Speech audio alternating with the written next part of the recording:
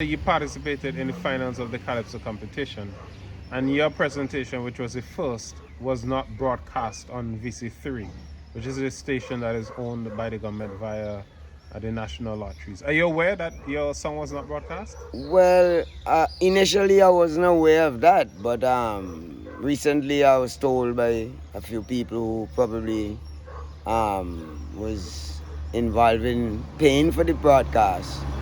They commented to me that my presentation wasn't broadcast. How do you feel about that? Well, to me, it didn't surprise me, because honestly speaking, I expect anything from these guys, anything in the adverse when it comes to me. I know you made some changes to the song after the preliminaries. Mm-hmm. Why did you make those changes? Well, because it was said to me by the CDC's chairman, I think he is Ashford. Or the CEO? He's the CEO. CEO, okay, that they were recommended by their lawyer for me to change some of the lyrics in the song. So they said to me, in order for me to appear on the show, I have to change them. If I don't, then I can't be on the show. And you complied, you changed the lyrics? Well, that I did, yeah. And after you changed the lyrics, and did you have to submit the lyrics to them for them to see what you would actually sing? Well, we made some changes in their presence, but after close consideration, I realized those changes were rather weak. So I made some changes on my own that I know would not offend them.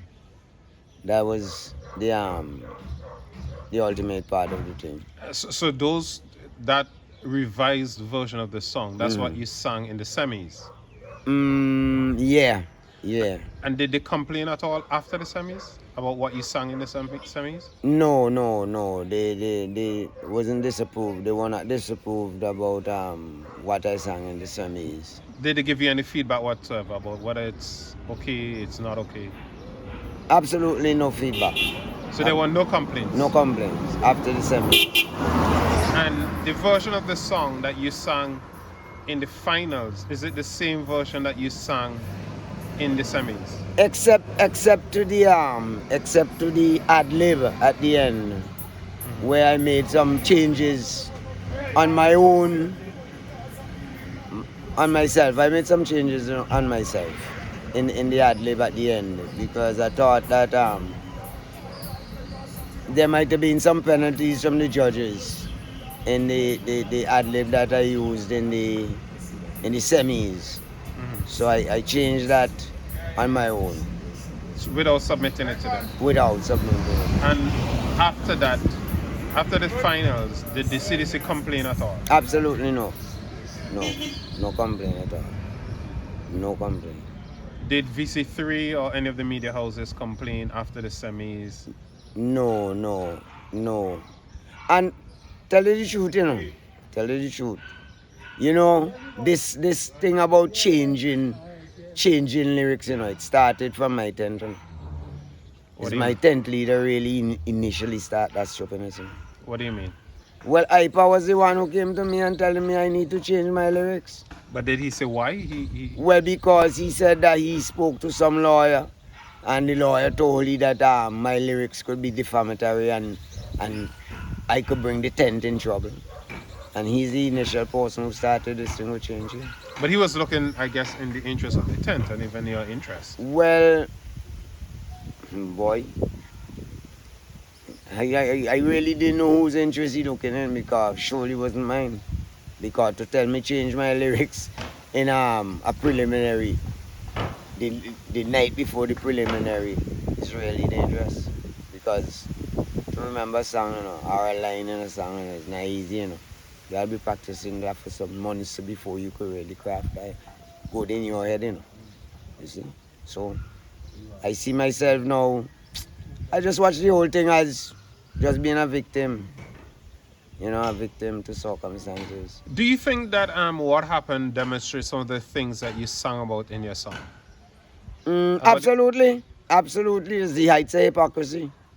And in some way or the other, he wasn't really surprised because if you notice the beginning of the song when I start singing about Calypsonians and the hypocritical ways and so forth, I know that I am up against a bunch of hypocrites really, you know, and so the song really speaks out for itself. When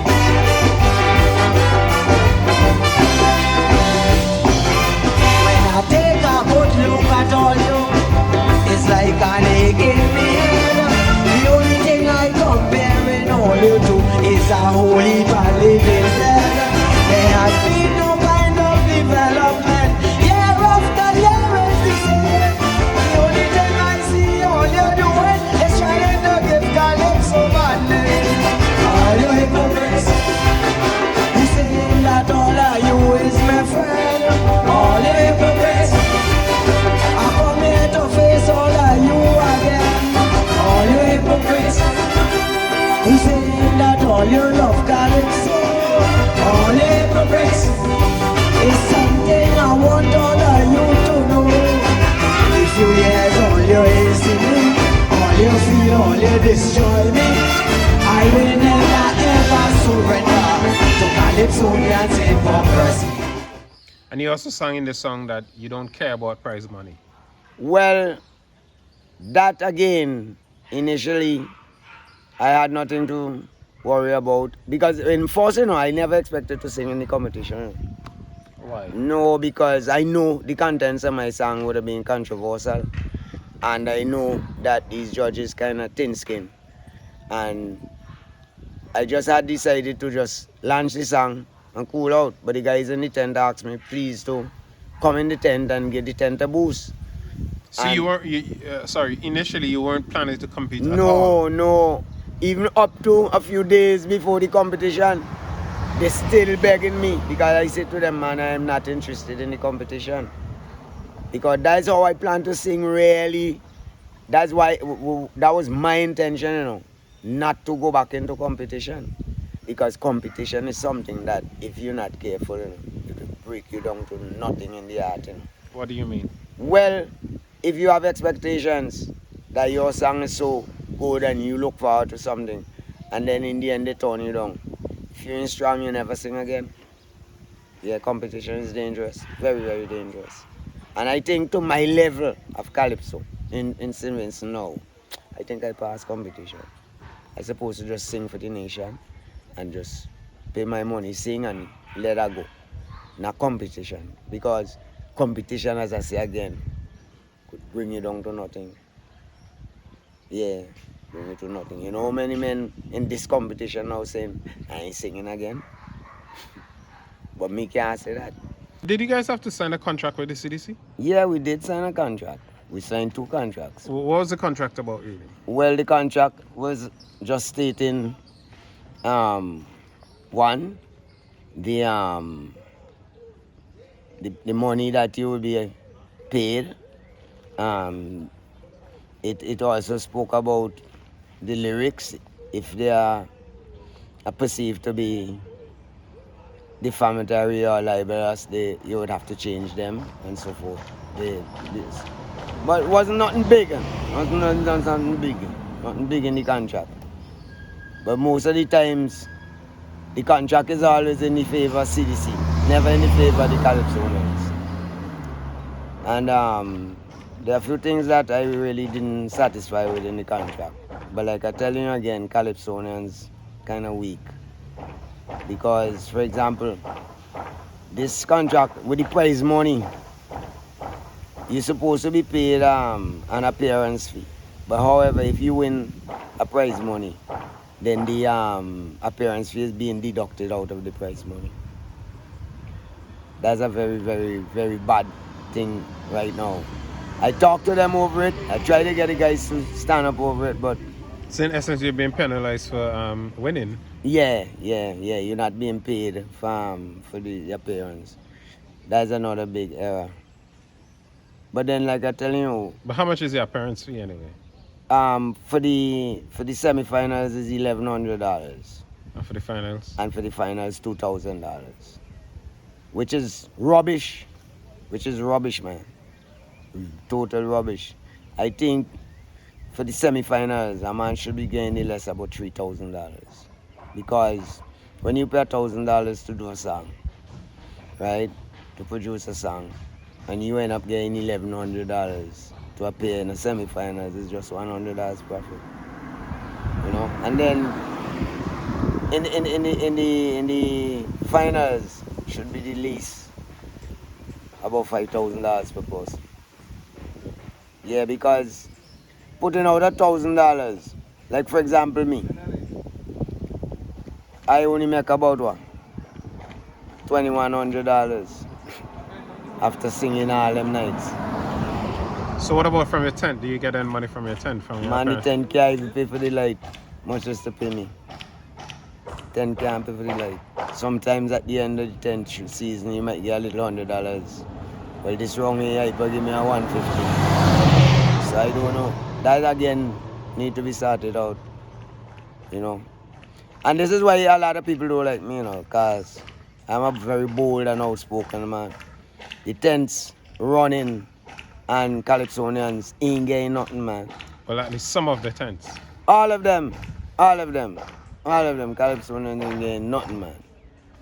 For example, let me see upstage. I am not a member of the upstage. But in the upstage, if you do get $200 or $300, you get plenty. If you do. So all of them is the same damn rubbish. All of them is rubbish. But my intention is that after this carnival, I want to see the whole thing get restructured. The tents, the association, and even the CDC need restructuring.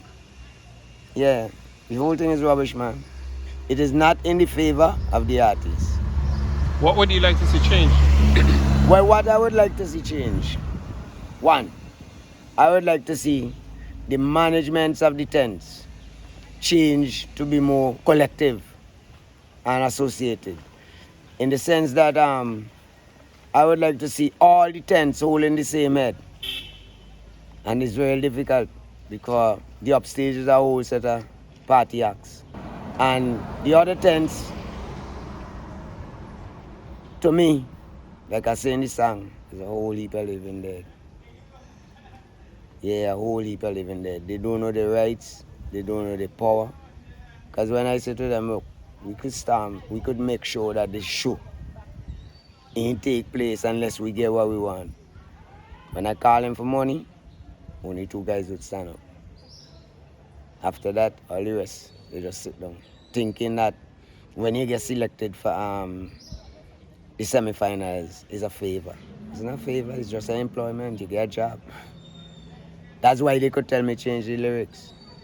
Because if I want the job, I have to comply to their rules and their regulations. If I don't want it, I say, you guys go with that. You know. I had some real rough time with these guys, you know. I didn't even tell you that. The night before the semi-finals, before I come on stage, about 10 minutes before I come on stage, I was confronted by a contingent from CDC and tent leader and association president. A number of them come and tell me, anyhow I drop a line that they told me I wasn't supposed to sing. They plugging out my mic. When you see I go on stage in the semi-finals, I just go because I realize that a lot of people out there still waiting to hear me. And had I not sing, I would have, make people feel unhappy. So I just did it with some anger in me. I wasn't myself in the semi-finals. But in the finals, I tried to be myself. But the whole season went against me. I ain't surprised with all that happening. I ain't surprised.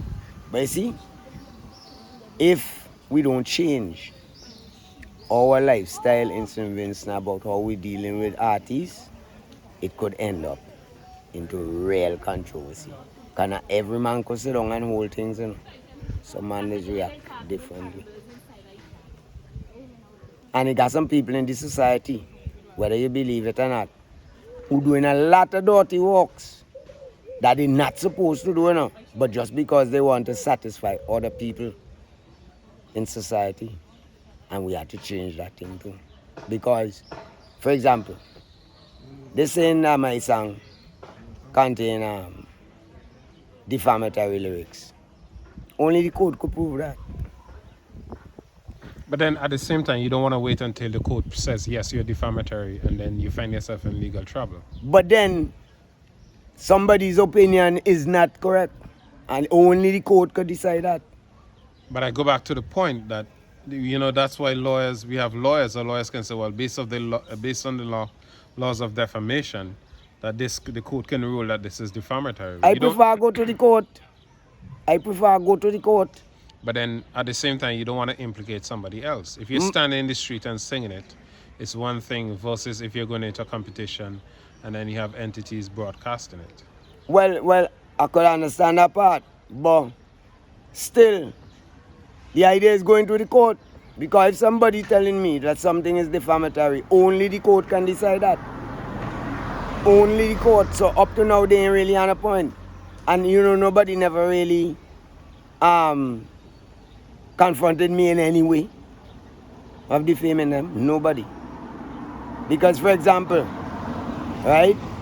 So you say nobody ever accused you directly of defaming? No, them? nobody. There's other people saying that you're defaming other people? Right. But nobody ever came to me in any way or notified me in any way or commented in any way that they were offended by me and my song. Like I tell you again, it's just a few people who want to take things on the head. You understand? But I know how it is. But if they think they hear anything yet, wait until next year. Wait until next year. And I keep calling people names because the only how you could bring out the thing is by calling the names. When you hear I singing next year, you want the boy like Inky. Because only two places in here. Two places. Jail or cemetery. Only two places in here. Can I ask how old you are, Zainai? Me? You have to tell me how much I look first. It would not be fair to ask. No, tell me how much I look and then I watch me good. Watch me good and tell me how much I look. I'm not into the guessing business. No, but you could just watch it and see. I don't know. I'm 63 years old. 63. 63 years old. And I can't live 63 more. So that's why you see, I bold and outspoken. When I sing, if I feel like say, Kent and Chance, it's Kent and Chance I sing. Even though, at the same time, you know, me ain't gonna tell no lie for nobody. Me ain't gonna tell no lie for nobody. Anything I sing is with facts about. Because, for example, people might interpret what I am saying in but their so way. you're talking about facts, right? In the original version of this song, you spoke about somebody busting somebody's head. Well, no. Again, if you notice what I say, right? For example, well, that's another thing about the hypocrisy of this country. Because they tell me take out all the lyrics with other people's names and this who they perceive that I am talking about. But they tell me I could leave Cummins, spelled a big stone and bossy head. You see the hypocrisy in this country? Leave that. I know that CDC ain't concerned about that. Who is Cummins? They ain't consider Cummins as nobody. Who Cummins are talking about? They ain't care. But don't say they put Yogi in the mental home. Who is they? All I say, all you hypocrites. You put Yogi in the mental home. They say take out that. All you hypocrites. I had your father sex tape on the phone. They say take out that. But one could also argue that you put a context in which you were singing these things. Yeah, but the point I'm making, who the hell is all you? Who is all you? That's the big thing. All you is more than one person. So who is all you? All you hypocrites. Who is the hypocrites? I referring to the hypocrites. You put Yogi in the mental home. Who consider themselves hypocrites? Tell me. Tell me.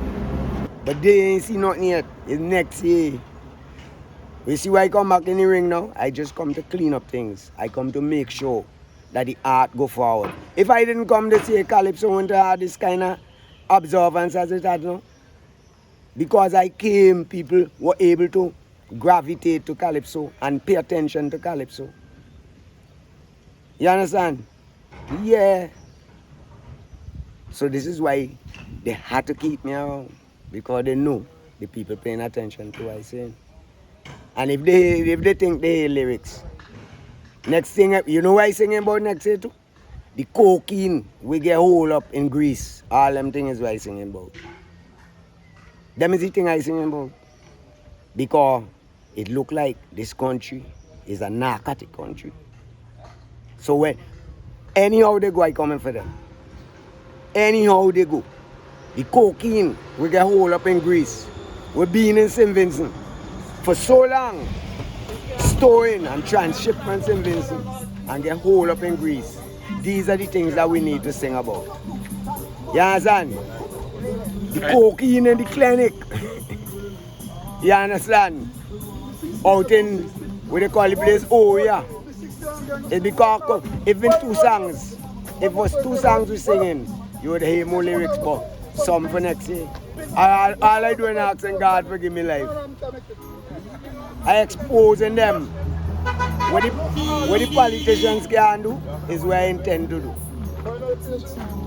Because we need some sort of social change and political change in St. Vincent and the Grenadines. What is your view of the one song format? Do you think that's better than the 2 songs? Seriously talking, I think it's better. I believe it's better. I hope that they continue that. Because it means that, one of the big things about this 2 song thing is that sometimes you're in the park all after 1 and 2 o'clock hoping to go and make a presentation. Sometimes you're sleepy, you're tired. The 1 song, I feel we should continue that. If a man is saying good, he out. Yeah, that's simple. And do you think that would raise the standard of the calypsos? Well, I believe so, because a man will realize that if he ain't good, he ain't making it. Yeah, you gotta be good in 1 song. I find that's good. I would propose to them for that. That's a good thing. Trust me. All right, thank you very much, Mr. Dennie, for speaking to me.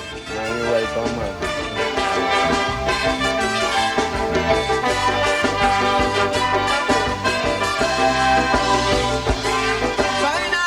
Look at those people. I know the effects when I talk. Every year all of them get free plane ticket to judge Calypso in New York. Calypsonians make opportunity for them to enjoy their life. Yet still they cheating some Calypsonians and others disdainfully jeopardize. All you hypocrites, I wish for the day when all of you dead. All you hypocrites, die in bed, all you hypocrites. I ain't come to sing for no prize money. All you hypocrites, you could do what the hell all you like with me. A few years all you ain't see me, all you feel, all you destroy me. I will never ever surrender. No judges hypocrisy. All you hypocrites.